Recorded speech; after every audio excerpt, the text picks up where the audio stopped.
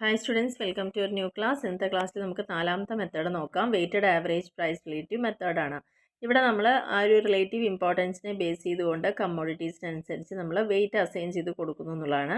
രണ്ട് തരത്തിലാണ് മെഷർ ചെയ്യുന്നത്. അരിത്തമെറ്റിക് മീനോ ജോമെട്രിക് മീനോ യൂസ് ചെയ്യാം. അരിത്തമെറ്റിക് മീനാണ് യൂസ് ചെയ്യുന്നതെങ്കിൽ നമുക്ക് ഇക്വേഷൻ വരുന്നത് sigma I V divided by V. അവിടെ വി എന്ന് പറയുന്നത് വെയിറ്റ് ആണ്. ജോമെട്രിക് മീൻ ആണെങ്കിൽ ഇൻഡെക്സ് നമ്മൾ കാൽക്കുലേറ്റ് ചെയ്യുന്നത് anti log of sigma log I into V divided by sigma V. ഇത്രയാണ് നോക്കുന്നത്. അപ്പോൾ ഇതാണ് രണ്ട് ഇക്വേഷൻ വരുന്നത്. അപ്പോൾ അത് കാൽക്കുലേറ്റ് ചെയ്യാൻ പറഞ്ഞ ഇൻഡെക്സ് നമ്പർ 2 വർഷം തന്നിട്ടുണ്ട്, 2006ഉം 7ഉം തന്നിട്ടുണ്ട്, വെയിറ്റും തന്നിട്ടുണ്ട്, കമ്മോഡിറ്റിയും തന്നിട്ടുണ്ട്. അപ്പോൾ നമുക്ക് മീനിൻ്റെ ബേസിലാണ് ചെയ്യുന്നതെങ്കിൽ സിഗ്മ ഐ വി ആണ് വരേണ്ടത്. അപ്പോൾ നമുക്ക് ഏതൊക്കെ കോളം കാണണം? ഐ കാണണം, ഐ വി കാണണം. എന്നാലാണ് നമുക്ക് ഇക്വേഷനിൽ അപ്ലൈ ചെയ്യാൻ പറ്റുള്ളൂ. അപ്പോൾ നമുക്ക് ഇവിടെ ശ്രദ്ധിക്കാം, കമ്മോഡിറ്റീസ് ഉണ്ട്, വെയിറ്റ് ഉണ്ട്, P0 P1 ഇത്രയും ക്വസ്റ്റ്യനിൽ തന്ന കാര്യമാണ്.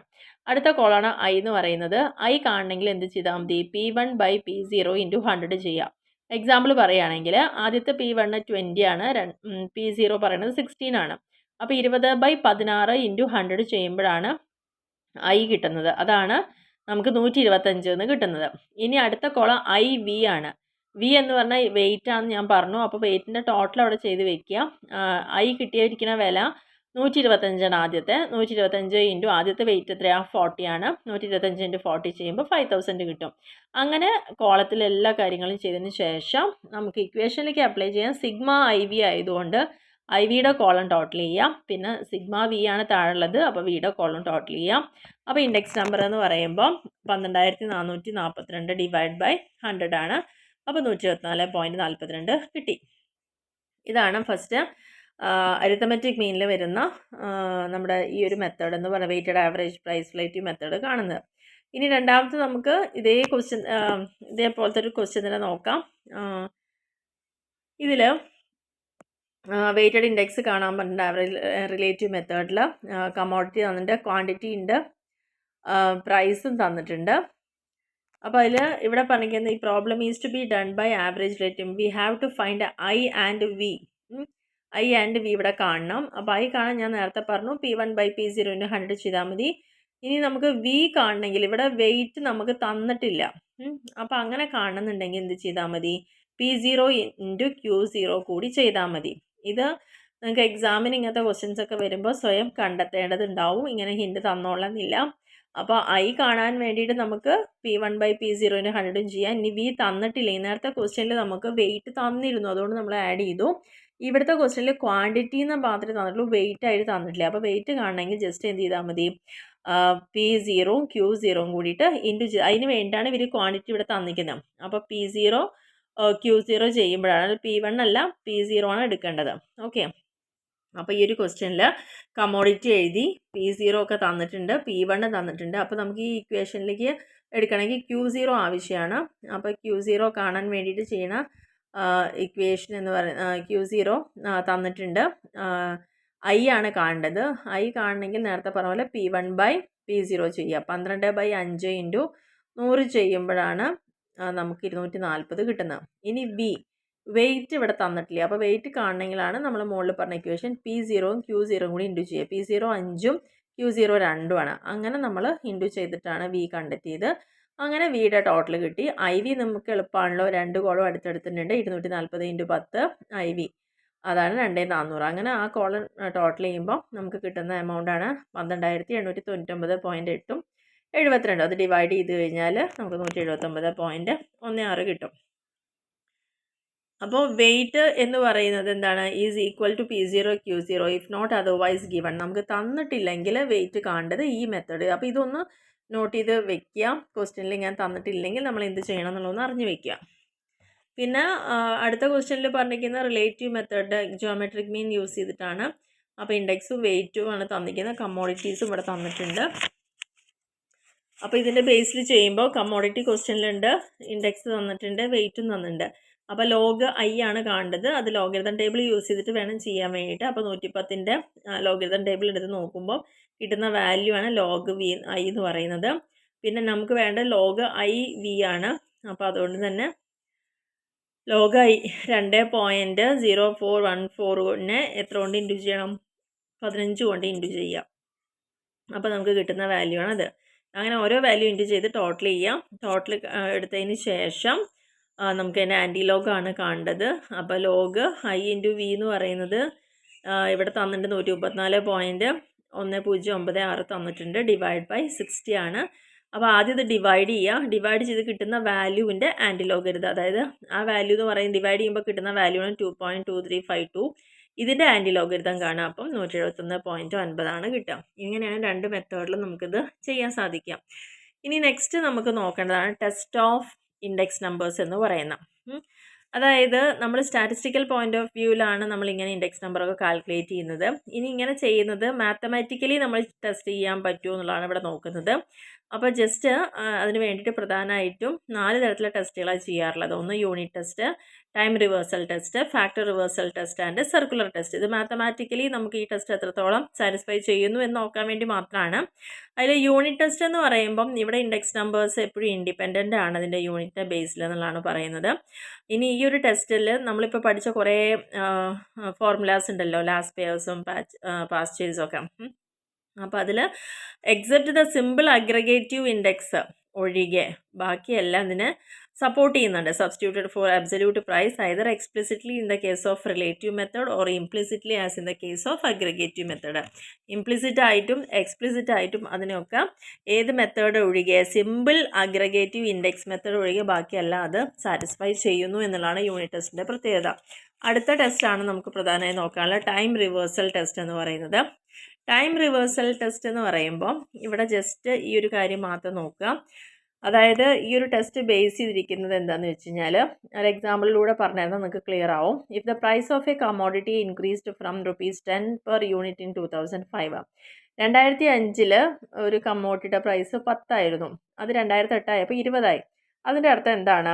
അത്രയും വർഷം കഴിഞ്ഞപ്പോൾ 2 ഇരട്ടിയായിട്ട് മാറി എന്നുള്ളതാണ്. കാരണം 10 നിന്ന് 20 മാറുമ്പോൾ 2 ഇരട്ടി മാറി. ഇനി തിരിച്ച് നമ്മൾ 2008 വെച്ചിട്ട് ഇങ്ങോട്ട് തിരിച്ച് പറയുകയാണെങ്കിലോ എങ്ങനെയായിരുന്നു? അത് 0.5 ആയിട്ട് അല്ലെങ്കിൽ 50% ആയിട്ടാണ് അതിൻ്റെ ആ ഒരു വ്യത്യാസം അവിടെ വന്നത് എന്നുള്ളത് കാണാൻ പറ്റും.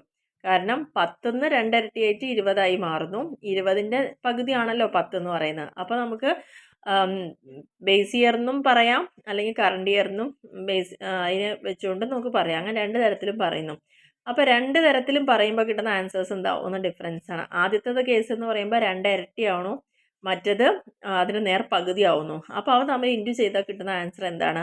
1 എന്നാണ്. അപ്പോൾ ടൈം റിവേഴ്സൽ ടെസ്റ്റ് എപ്പോഴും എൻഷുർ ചെയ്യുന്നത് എന്താണെന്ന് വെച്ച് കഴിഞ്ഞാൽ ആ ഒരു സിംഗിൾ കമ്മോഡിറ്റി എത്രത്തോളം ഈ ഇൻഡെക്സ് നമ്പറിനെ കൃത്യതയോടുകൂടി കാണിക്കുന്നു എന്നുള്ളതാണ് ഇവിടെ നോക്കാനുള്ളത്. അപ്പോൾ ഒരു ക്വസ്റ്റ്യൻ ചെയ്യുമ്പോൾ നോക്കി നോക്കുക. അവിടെ examine whether the following formula satisfy time reversal test. ഏതൊക്കെ ഇക്വേഷനാണ് ടൈം റിവേഴ്സൽ ടെസ്റ്റ് സാറ്റിസ്ഫൈ ചെയ്യുന്നതെന്നുള്ളത്. അപ്പോൾ ഇതിൽ നിങ്ങൾക്ക് ഇത്രയേ ഉള്ളൂ മനസ്സിലാക്കാൻ. ലാസ്റ്റ് പെയറിൻ്റെ ഫോർമുലയും പാസ്റ്റേഴ്സിൻ്റെ ഫോർമുലയും ഒന്നും ഇവിടെ ടൈം റിവേഴ്സൽ ടെസ്റ്റ് സപ്പോർട്ട് ചെയ്യുന്നില്ല. കെല്ലീസ് ഫോർമുലയും, അതായത് ഈ 2 ഫോർമുല ഒഴികെ ബാക്കിയെല്ലാം സപ്പോർട്ട് ചെയ്യുന്നുണ്ട്. കെല്ലീസ്, ഫിഷേഴ്സ്, മാർഷാൽ, എഡ്ജ്വർത്ത് ഫോർമുല ഇതെല്ലാം ഈക്വൽ ടു 1 എന്നുള്ള ആൻസറിലേക്ക് വരുന്നുണ്ട്. അപ്പോൾ ഈ ഒരു പ്രോബ്ലം ചെയ്യുമ്പോൾ നമുക്കത് ക്ലിയർ ആവും. കാരണം ഇവിടെ കുറച്ച് ക്വസ്റ്റ്യൻസ് തന്നിട്ടുണ്ട്. P1ഉം Q1ഉം അതേപോലെ P0 Q0 തന്നിട്ട് കമ്മോഡിറ്റി തന്നിട്ടുണ്ട്. അപ്പോൾ നമുക്ക് ചെയ്യാനുള്ളത് ഇത്രയേ ഉള്ളൂ. നമ്മളോട് പറഞ്ഞത് ഫിഷേഴ്സിൻ്റെ ഇൻഡെക്സ് സാറ്റിസ്ഫൈ ചെയ്യുന്നു എന്നല്ലേ. അപ്പോൾ ജസ്റ്റ് അതിൻ്റെ ഇക്വേഷൻ നമുക്കറിയാലോ. അപ്പോൾ രണ്ടും ചെയ്യുക. P01 ചെയ്യുക, P10 ചെയ്യുക. P01 എന്ന് പറയുന്നത് ചെയ്യുന്ന സമയത്ത് ഇക്വേഷനിൽ ആദ്യം നമ്മൾ കൊടുക്കേണ്ടത് sigma P1 Q0 divide by P0 Q0 into sigma P1 Q1 divide by sigma P0 Q1. ആ മെത്തേഡിൽ ചെയ്യുക. ആ മെത്തേഡിൽ ചെയ്യുക പറയുമ്പോൾ 01 എന്ന് പറയുമ്പോൾ നിങ്ങൾ ആദ്യം തന്നെ നോക്കേണ്ടത് P1 P0 സെയിം ആണ്. ആദ്യത്തെ Q0 എടുക്കുന്നു, രണ്ടാമത്തെ Q1 എടുക്കുന്നു, അത്രയേ ഉള്ളൂ വ്യത്യാസം. അടുത്തതിൽ P10 എടുക്കുമ്പം ആദ്യത്തിൻ്റെ നേരെ ഓപ്പോസിറ്റാണ് അവിടെ ചെയ്യേണ്ടത്. അങ്ങനെ രണ്ടും ചെയ്തതിന് ശേഷം നമ്മളതിൻ്റെ റൂട്ട് കാണുന്നു. റൂട്ട് കാണുമ്പോൾ √1 എന്നാണ് ആൻസർ വരുന്നത്. അപ്പോൾ ഈക്വൽ ടു 1 ആണ്. അതിൻ്റെ അർത്ഥം എന്താണ്? ഫിഷേഴ്സ് ഇൻഡെക്സ് നമ്പർ ഈ ഒരു ടൈം റിവേഴ്സൽ ടെസ്റ്റ് സപ്പോർട്ട് ചെയ്യുന്നുണ്ട്, അല്ലെങ്കിൽ സാറ്റിസ്ഫൈ ചെയ്യുന്നുണ്ട് എന്നുള്ളതാണ് പറയുന്നത്. പിന്നെ മാർഷാൽ എഡ്ജ്വർത്ത് ഇൻഡെക്സ് നമ്പർ ഇവിടെ പറയുന്നുണ്ട്. അപ്പോൾ അതും ഈ P01ഉം P10ഉം കാണാം. അപ്പോൾ ഈ P01ഉം P10 എന്താണെന്നുള്ളതിന് കൺഫ്യൂഷൻ വേണ്ട. ഇവിടെ ജസ്റ്റ് പറയുന്നുണ്ട് P10 ടു ഗെറ്റ് P10 അവിടെ നമ്മൾ എന്താ ചെയ്യുന്നത്, ചേഞ്ച് 1 ഇൻറ്റു 0, അവിടെ 1നെ ഒക്കെ 0 ആക്കി മാറ്റുന്നു. ഇനി 0 ഇൻറ്റു 1 ആവുമ്പോഴാണ് അത് P0 1 ആവുന്നത്. അപ്പോൾ ആ രീതിയിലൊന്ന് മനസ്സിലാക്കിയാൽ മതി. അപ്പോൾ മാർഷാലിൻ്റെ ഇക്വേഷനിൽ ചെയ്യുമ്പോഴും അത് ഈക്വൽ ടു 1 കിട്ടുന്നുണ്ട്. അപ്പോൾ അത് സാറ്റിസ്ഫൈ ചെയ്തു. സിമ്പിൾ അഗ്രഗേറ്റീവ് നമ്പറിൽ ചെയ്യുമ്പോൾ ആ ഇക്വേഷനിലേക്ക് കൊണ്ടുവരുന്ന സമയത്ത് അതും എന്താ ചെയ്യുന്നത്, സാറ്റിസ്ഫൈ ചെയ്യുന്നുണ്ട്. ലാസ്റ്റ് പെയേഴ്സ് വരുമ്പോൾ സാറ്റിസ്ഫൈ ചെയ്യുന്നില്ല. അതുപോലെ തന്നെ പാസ് ചെയ്ത ടെസ്റ്റും ചെയ്യുന്നില്ല. ജസ്റ്റ് ടെസ്റ്റ് കാണിച്ചു എന്ന് മാത്രം, അത്രയേ ഉള്ളൂ. ഒരു ഇക്വേഷൻ കിട്ടിക്കഴിഞ്ഞാൽ നിങ്ങളോട് സപ്പോർട്ട് ആണോ അല്ലേ എന്നുള്ളത് ചോദിക്കുമ്പോൾ നിങ്ങളത് ചെയ്ത് പ്രൂവ് ചെയ്ത് കാണിക്കുക എന്നുള്ളത് മാത്രമേ ഉള്ളൂ. അവിടെ വേറെ ഒന്നുമില്ല. അപ്പോൾ അത് പറഞ്ഞു പോയി എന്ന് മാത്രം. ഇനി ഫാക്ടർ റിവേഴ്സൽ ടെസ്റ്റ് പറഞ്ഞൊരു ടെസ്റ്റ് ഉണ്ട്. അവിടെയും ഇതേപോലെ തന്നെ P01. ഇവിടെ ശ്രദ്ധിക്കേണ്ട കാര്യം, ഈ ഒരു ടെസ്റ്റിൽ എന്ന് പറയുമ്പോൾ ഇവിടെ സാറ്റിസ്ഫൈ ചെയ്യുന്നത് പ്രൈസിൻ്റെ index when multiplied by index of quantity. പ്രൈസിൻ്റെ ഇൻഡെക്സിനെ ക്വാണ്ടിറ്റിയുടെ ഇൻഡെക്സ് കൊണ്ട് മൾട്ടിപ്ലൈ ചെയ്യുമ്പോൾ അതിൻ്റെ കിട്ടുന്ന വാല്യൂ ട്രൂ റേഷ്യോയിലാണോ എന്നുള്ളതാണ് നോക്കുന്നത്. അപ്പോൾ ഇവിടെ P01 എന്ന് പറഞ്ഞു കഴിഞ്ഞാൽ price index for the current year with reference to base year എന്നാണ്. 0, 1. അപ്പോൾ 0 ആദ്യം ബേസ് ഇയറും 1 കറണ്ടുമായിട്ട് കാണുക. അപ്പോൾ ബേസ് ഇയറിനെ വെച്ചുകൊണ്ട് കറണ്ട് ഇയർ നോക്കണം. Q01 എന്ന് പറഞ്ഞാൽ quantity index for the current year with reference to base year. അപ്പോൾ ആദ്യത്തെ രണ്ടും 0 വരുന്നെങ്കിൽ P0 Q0 എന്ന് പറഞ്ഞു വരുമ്പോൾ ബേസ് ഇയറിനെ വെച്ചിട്ട് റെഫർ ചെയ്യുന്നു മാത്രമാണ് അവിടെ ഉദ്ദേശിക്കുന്നുള്ളൂ. അപ്പോൾ അതുകൊണ്ട് തന്നെ ഇവിടെ കാണിക്കുന്നത് എന്താണ്, P01 ഇൻറ്റു Q01 എന്ന് പറയുന്നത് sigma P1 Q1 divide by sigma P0 Q0 ആണ്. അപ്പോൾ ഇതിനെയാണ് ട്രൂ വാല്യൂ റേഷ്യോ എന്ന് പറയുന്നത്. അപ്പോൾ അതിൽ നമുക്ക് ചെയ്ത് കഴിയുമ്പോൾ കിട്ടുന്നത് ഇങ്ങനെയൊക്കെ തന്നെയാണ്. ഇതേപോലെ തന്നെയാണ് പറഞ്ഞിരിക്കുന്നത്. അപ്പോൾ ഇവിടെ തന്നിരിക്കുന്ന ഇക്വേഷൻസിൽ പറയും ലാസ്റ്റ് പേഴ്സിൻ്റെ ഫോർമുല സാറ്റിസ്ഫൈ ചെയ്യുന്നില്ല, പാസ്റ്റ് ചേസ് ഫോർമുല. അപ്പോൾ അത് ഓർത്താൽ മതി. ടൈം റിവേഴ്സലിലും ഇത് രണ്ടും സപ്പോർട്ട് ചെയ്തിട്ടുണ്ടായിരുന്നില്ല. അതേപോലെ തന്നെയാണ് ഫാക്ടർ റിവേഴ്സൽ ടെസ്റ്റിലൊന്നും ഓർത്താൽ മതി. ഫിഷേഴ്സ് ഫോർമുല സാറ്റിസ്ഫൈ ചെയ്യുന്നുണ്ട്. ഇവിടെയും Q01 ഫ്രം B01 വെച്ചാൽ ചേഞ്ച് ആ Pനെ Q ആക്കി മാറ്റുന്നു, Qനെ PU ആക്കി മാറ്റുന്നു. അത്ര മാത്രമേ ഇവിടെ പറയുന്നുള്ളൂ. പിന്നെ അതിൻ്റെ ഒരു ക്വസ്റ്റ്യൻ ഇവിടെ തന്നിട്ടുണ്ട്. ക്വസ്റ്റ്യൻ തന്നിട്ട് നമ്മളോട് പ്രൂവ് ചെയ്യാനാണ് പറയുന്നത്. അപ്പോൾ അത്രയേ ഉള്ളൂ. അപ്പോൾ കമ്മോഡിറ്റി എഴുതി നമ്മൾ സാധാരണ മെത്തേഡ് പോലെ എല്ലാം കണ്ടുപിടിക്കുന്നു. ഫിഷേഴ്സിൻ്റെ ഇൻഡെക്സ് നമ്പർ ചെയ്യുന്നു. ചെയ്തതിന് ശേഷം റൂട്ടിലേക്ക് വന്ന് പോയിൻ്റ് എടുത്ത് വരുന്ന സമയത്ത് അവിടെ എന്താണ് 1.2836 എന്ന് കിട്ടുന്നുണ്ട്.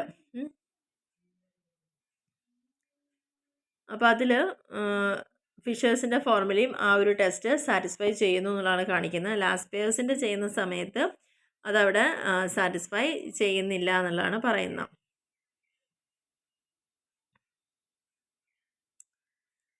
പാസ്റ്റേഴ്സിൻ്റെ ഫോർമുല വെച്ച് ചെയ്യുന്ന സമയത്തും അത് രണ്ടും സാറ്റിസ്ഫൈ ചെയ്യുന്നില്ല.